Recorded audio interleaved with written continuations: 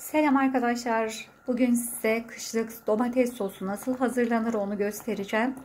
Yaklaşık 4 kilo kadar domatesi yıkadım, ayıkladım. Biraz irice doğradım. Ondan sonra tencereme yaklaşık 2 çay bardağı kadar sıvı yağ aldım. 10-12 diş sarımsak birkaç parçaya bölüp içine sıvı yağ ekledim. Ondan sonra domateslerimi tencereye ilave ettim. Domatesler eriyene kadar ara ara karıştırarak yaklaşık yarım saat kadar pişireceğim. Şu an görüyorsunuz sanırım bir 5-6 dakika kadar geçmişti. Videomu tekrarlamak zorunda kaldığım için bu aşamaya kadar olanı videoda görünmeyecek. Ama size tarifini söylüyorum. 4 kilo kadar domatesi irice doğradım. Tencereye 2 çay bardağı sıvı yağ koydum. 10-12 diş kadar sarımsak ilave ettim. Üzerine doğranmış domatesleri koydum. Ve ara ara karıştırarak domatesler eriyene kadar pişireceğim. Domateslerim pişmeye devam ediyor. Bu aşamada domatesler kaynadıkça, piştikçe kabuklarından ayrılıyor. Mümkün mertebe kabuklarını ayırabiliyorsanız kabuklarını bu aşamada da tencereden uzaklaştırabilirsiniz.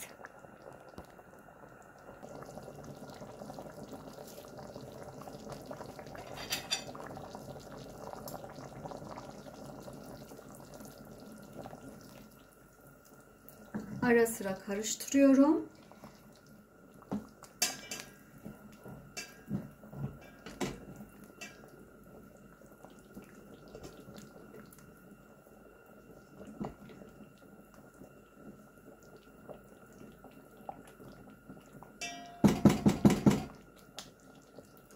Bu arada ayrılmış olan kabukları bir maşa yardımıyla tencereden alıyorum.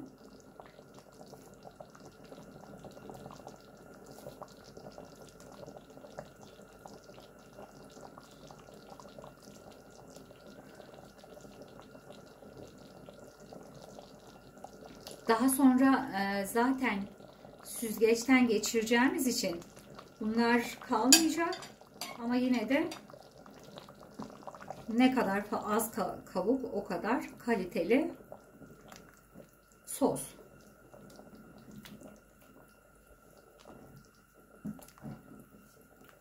Domateslerimiz tamamen eriyene kadar bu işlemi yapacağız.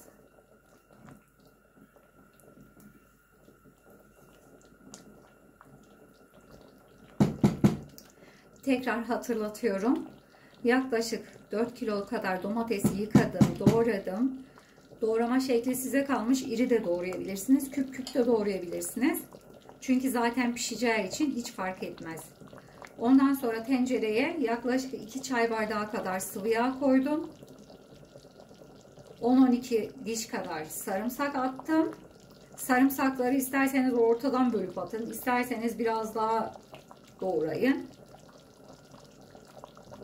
O da sizin tercihinize kalmış.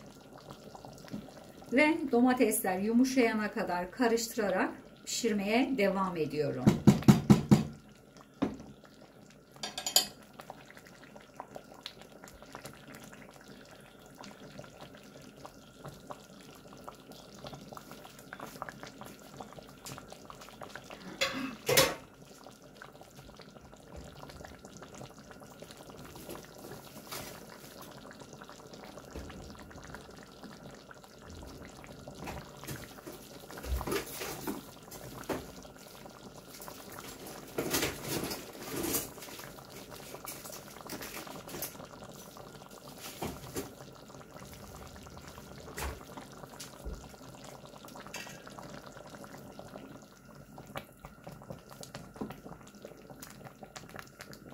Domatesim çok olduğu için aslında biraz daha fazla sarımsak kaldırabilirdi.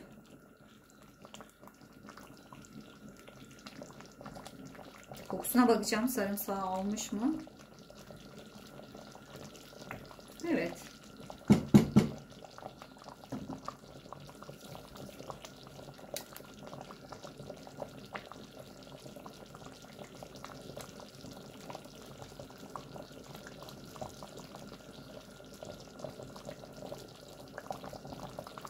Biraz sonra iyice, yani tam istediğim kıvamda piştikten sonra blenderla çekeceğim.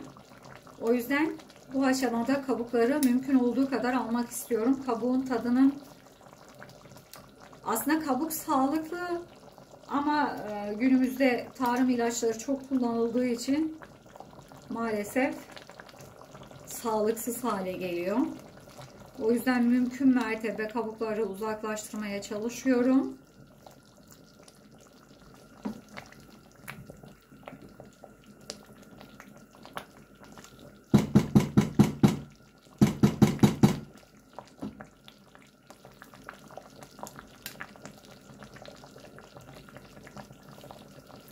Tam istediğim kıvama kadar pişireceğim. Ondan sonra tekrar görüşeceğiz.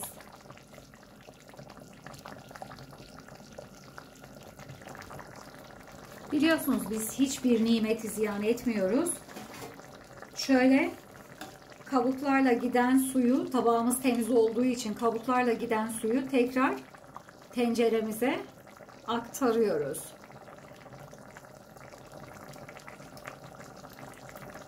Şöyle bayağı da kabuk ayıklamışım gördüğünüz gibi. Nasıl olsa tencerenin başında beklediğimiz için gördüğümüz kabukları da çekip alabiliriz. Çünkü çok kolay ayıklanıyor.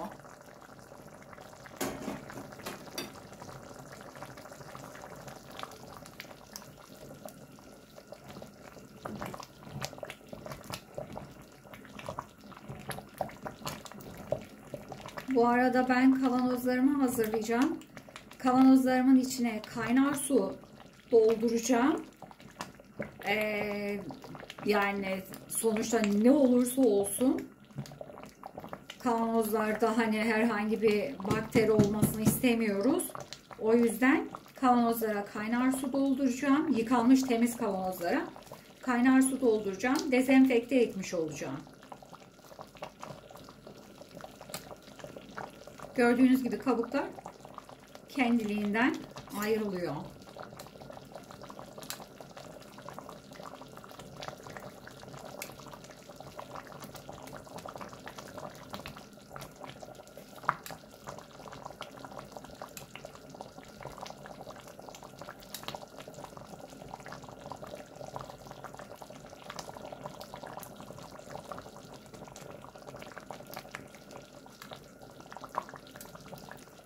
Çok güzel pişiyor.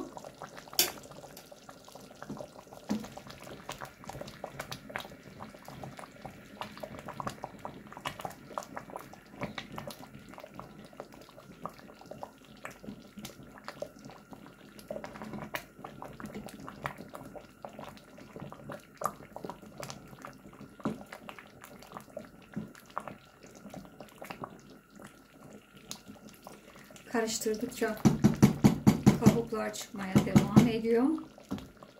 Biz de doğal olarak almaya devam ediyoruz.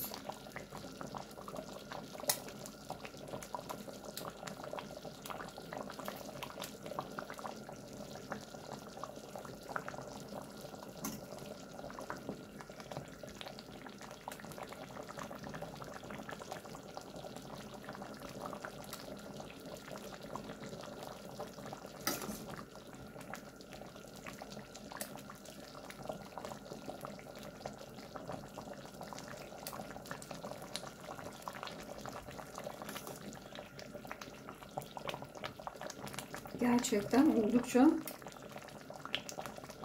fazla kabuk ayırmayı başardım.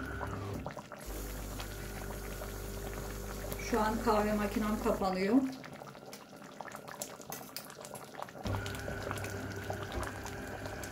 O gelen ses ondan.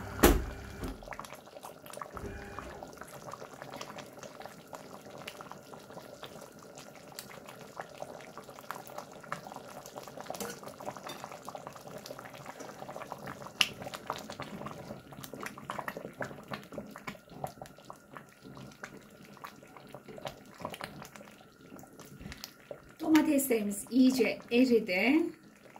Şimdi bunu blenderdan geçireceğim.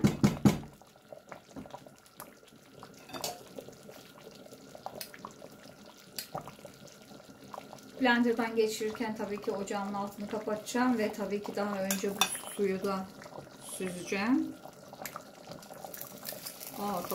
Tabağın kenarı yanmış ocağın etkisi, alevin etkisiyle.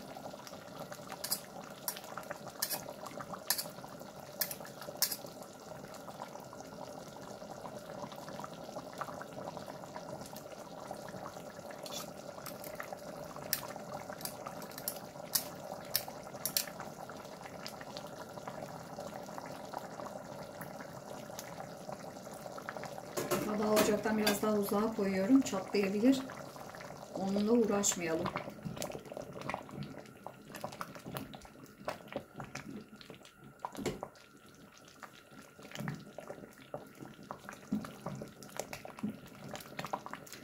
Evet arkadaşlar, şimdi bu aşamada ocağın altını kapatıyorum.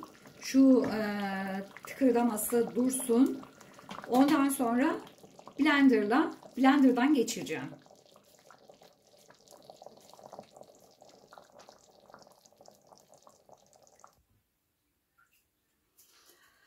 Büyük bir kavanoz kullanacağım. Hatta büyük 2 kavanoz kullanacağım. Çünkü ben bunu açtığım zaman zaten hepsini kullanacağım. O yüzden şimdi bu kavanozuma, siz tabii ki 1 litrelik kavanozlarda kullanabilirsiniz. Bu kavanozumun içine kaynar su dolduracağım. Ben blenderdan geçirirken o dezenfekte olacak.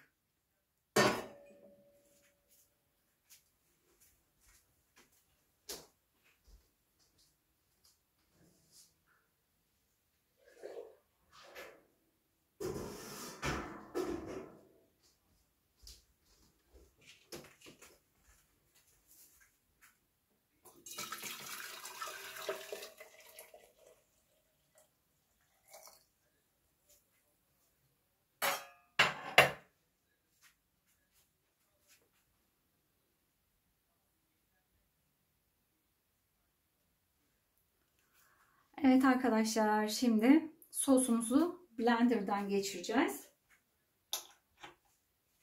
Bismillahirrahmanirrahim.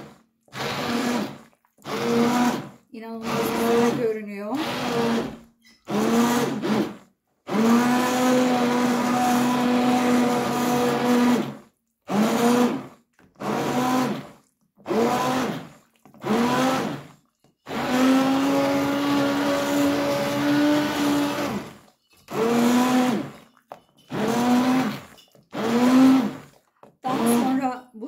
İstediğiniz şekilde kullanabilirsiniz. Menemenlerde, yemeklerde, ondan sonra makarna sosu olarak kullanabilirsiniz ya da çorbada kullanabilirsiniz.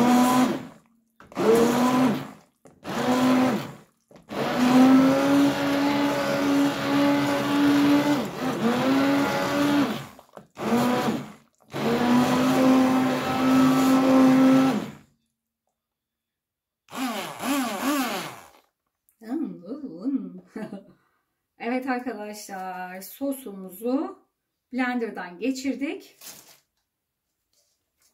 Bu arkadaşı buradan alıyoruz. Wow, çok sıcak. Ondan sonra tekrar süzgeçten geçireceğim.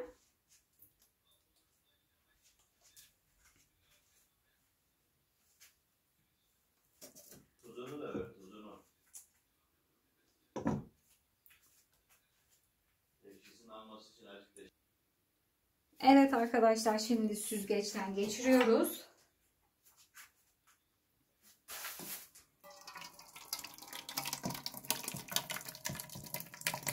Biraz kirli bir iş, her tarafa sıçrıyor. Ama sonuç çok güzel.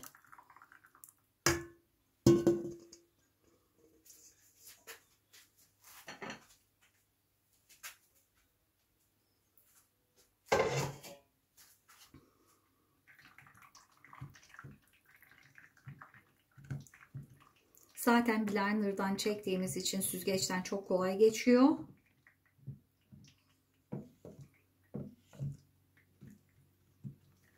Bakalım aşağıda durum ne? Şahane.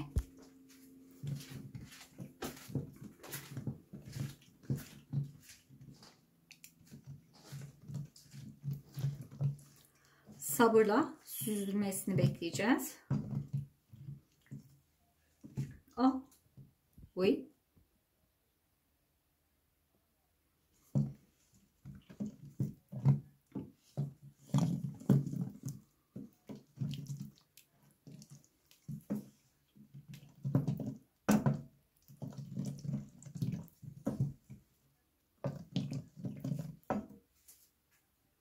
Süzgeçten geçtikten sonra tekrar görüşeceğiz.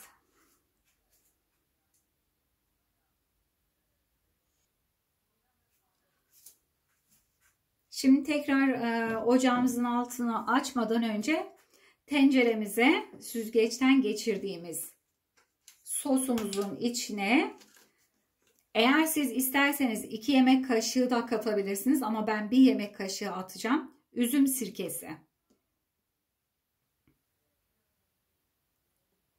Şöyle 1 yemek kaşığı, ama dediğim gibi siz isterseniz 2 yemek kaşığı da atabilirsiniz.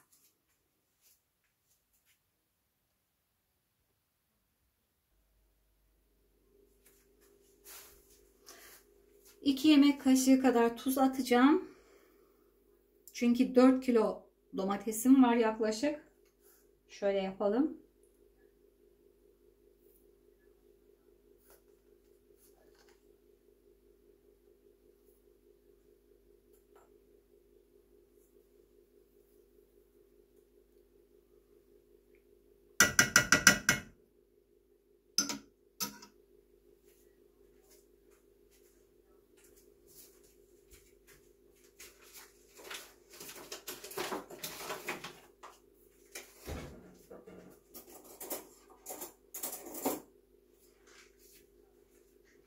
İki çay kaşığı kadar da şeker atacağım.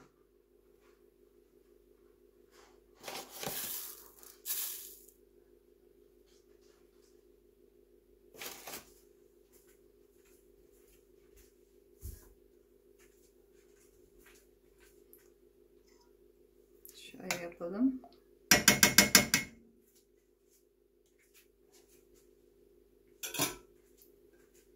Ocağımızın altını tekrar açıyoruz. Tekrar karıştırarak kaynatmaya başlıyoruz. İnanılmaz güzel bir kıvamı oldu. Lezzeti de şahane. Çünkü daha önce baktım tadına. Gerçi tuzunu attıktan sonra bakmadım. Ama şimdi tekrar bakarım.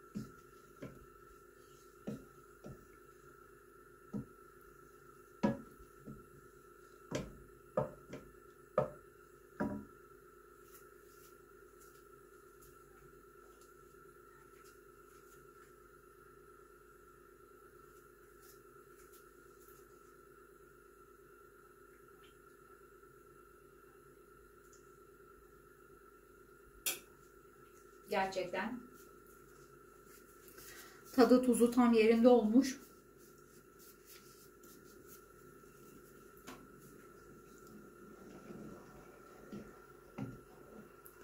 Bunu istediğiniz kıvama gelene kadar tekrar kaynatın.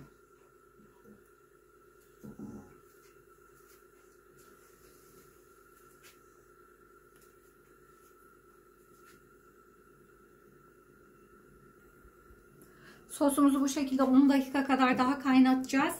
Ama tabii ki siz daha koyu kıvamlı istiyorsanız kaynatma süresini uzatabilirsiniz. Ben bir 10 dakika daha kaynatacağım. Ondan sonra kavanozlarıma alacağım.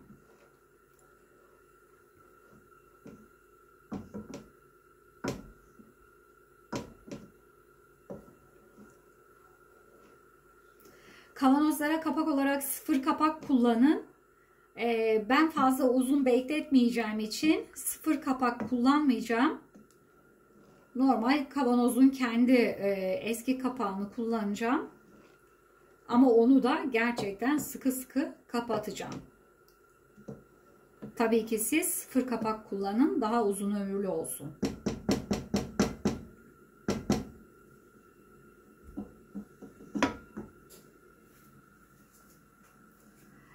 Bir yaklaşık 10 dakika sonra tekrar görüşeceğiz.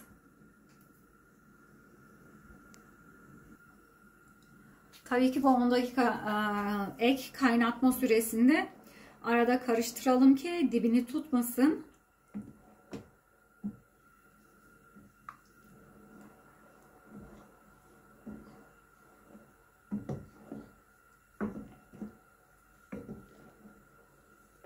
Biliyorsunuz günümüzde domateslerin falan hiçbir sebzenin tadı tuzu yok.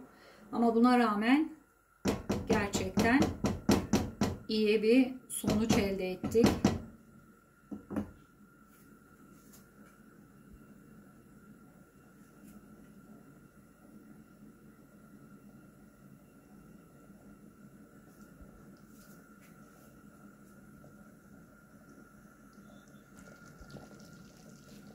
Güzelce tıkır tıkır kaynamaya devam ediyor.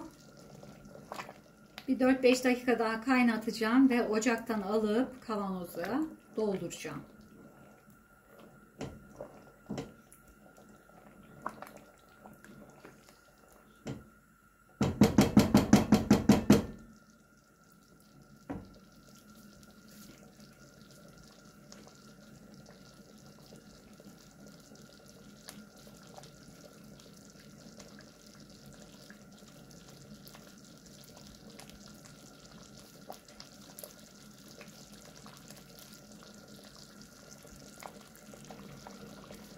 Evet arkadaşlar, eşimin tavsiyesi üzerine 2 yemek kaşığı pul biber atacağım. 2 yemek kaşığı çok fazla olur. 1,5 yapıyorum. 1,5 yaptım. Bunu karıştırıyorum şimdi. Altını kapatıyorum artık. Çünkü istediğimiz kıvama geldi. Şimdi bunları kavanozlara dolduracağım.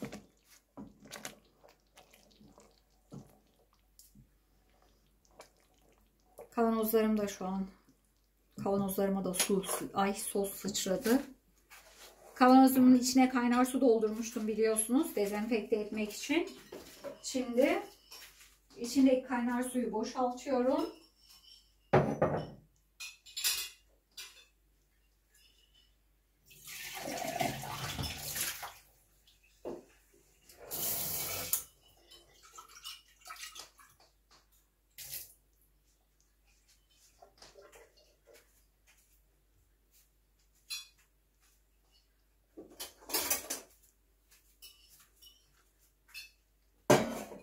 Sosu koyarken kavanozun ağzında 1 santim kadar boşluk kalsın. Şöyle. Tabii ki bunu bir kazaya mahal vermemek için dikkatlice dolduracağım.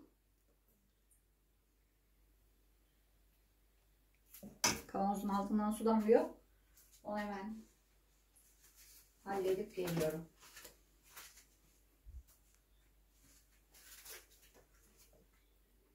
Şöyle.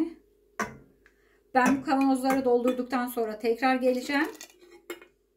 Çünkü zamanınızı almak istemiyorum. Uzun sürecek.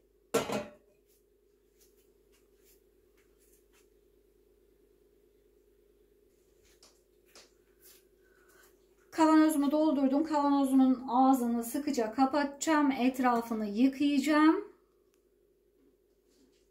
Kenarlarını tabii ki sildim, temizledim.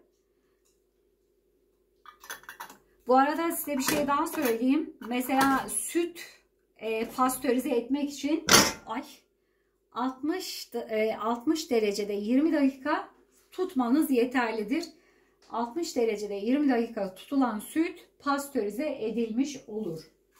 Bunu da ek bilgi olarak söyleyeyim.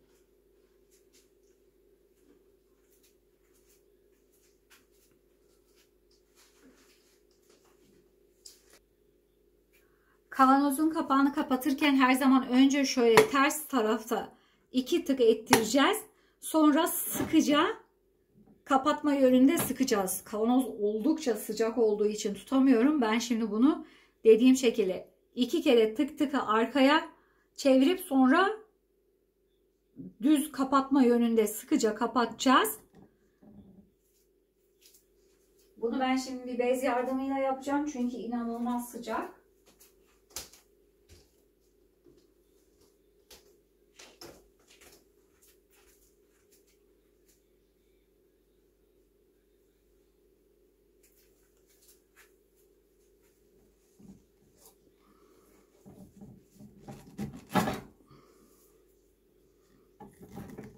Evet. Sıkıca kapandığını düşünüyorum. Şimdi bunu ters çevireceğim bir tabağa. Sıkıca kapalıp kapanmadığını anlayacağız.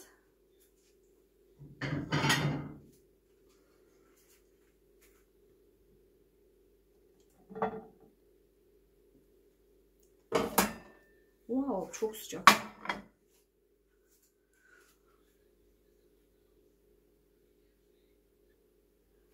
Bu şekilde biraz bekleteceğim. Hem kavanozun kapağının ne kadar sıkı kapanıp kapanmadığını anlayacağız. Hem de çünkü bu kullanılmış kapak. Siz ama tabii ki siz kullanılmamış kapak kullanın. Ben bunu açtığımda bir seferde kullanacağım. Çorba yapacağım. Muhtemelen makarna sosu yapacağım. Zaten bu bana bir seferde ancak yetecek.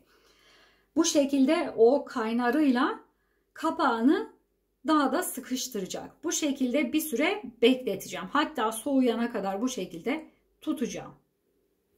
Evet arkadaşlar. Yapacak olanlara afiyet olsun. Eğer videoyu uzun bulduysanız lütfen hızlandırarak izleyin.